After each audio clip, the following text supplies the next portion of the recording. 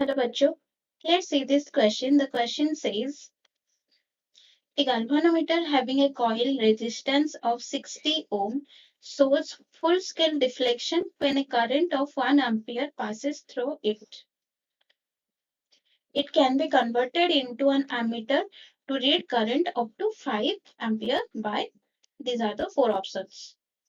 First of all, हम यहाँ पे की concept use करेंगे.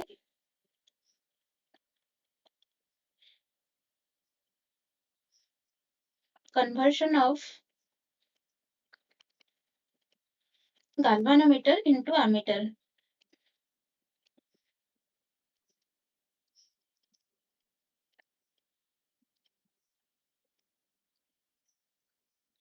तो जैसे कि हमें पता है galvanometer is the electrical instrument to measure a low amount of current flows in the circuit. So यहाँ पे let ये galvanometer है and यहाँ पे current question में हमें given है galvanometer shows full scale deflection when a current of 1 ampere passes through it. That means galvanometer का जो full deflection होता है ये एक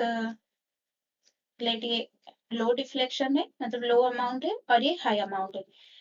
1 एम्पियर करंट फ्लो करने पर ये अपना फुल डिफ्लेक्शन दिखा रहा है दैट मीन्स galvanometer का जो कैपेसिटी है वो 1 एम्पियर करंट ही होगा 1 एम्पियर ही होगा इससे ज्यादा नहीं होगा क्योंकि दैट मीन्स ये 1 एम्पियर करंट ही मेजर कर सकता है उससे ज्यादा नहीं कर सकता तो galvanometer को एमीटर में कन्वर्ट करने के लिए हमें क्या करना होगा galvanometer को एक शंट रेजिस्टेंस के साथ पैरेलल कनेक्शन में कनेक्ट करना होगा तो galvanometer is very sensitive instrument therefore it can not measure heavy current so in order to convert a galvanometer into an ammeter a very low shunt resistance यहाँ पे एक लो shunt resistance हम apply करेंगे connect करेंगे in parallel connection with the galvanometer इसको हम parallel में connection करेंगे तो ये जो हो जाएगा ये जो पूरा का पूरा सर्किट है पूरा का पूरा सिस्टम है low resistor low shunt resistance and galvanometer resistance ये पूरा का पूरा सिस्टम को हम एमीटर बोल सकते हैं ये एमीटर के जैसा काम करेगा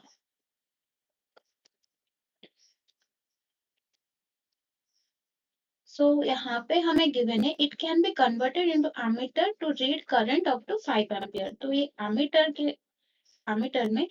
टोटल जो करंट फ्लो हो रहा है वो है उसका अमाउंट है 5 ampere that means this is the total current ये जो करंट 5 एम्पियर है this is equal to total current I is equal to galvanometer current plus shunt resistance current और हमें पता है galvanometer का कैपेसिटी कितना है 1 एम्पियर उससे ज्यादा करंट नहीं जा सकता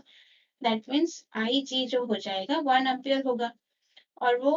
आई एस जो होगा शंट रेजिस्टेंस करंट होगा हो जाएगा I S is equal to total current minus galvanometer current which is equal to 5 minus 1 is equal to 4 ampere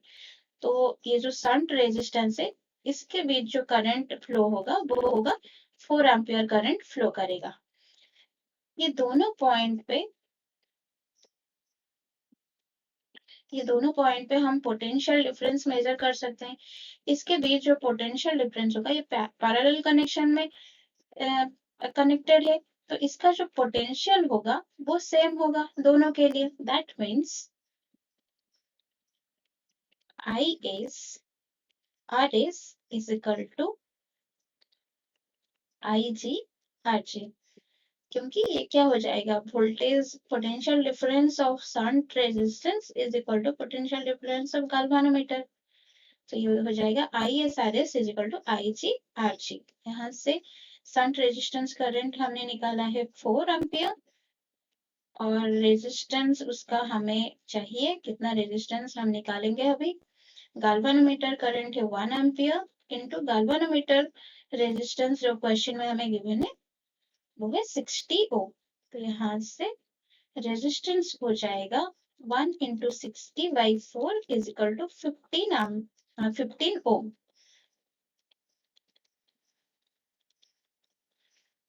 तो जो रेजिस्टेंस हम अप्लाई करेंगे वो होगा 15 ओम का रेजिस्टेंस। दैट मीन्स यहाँ पे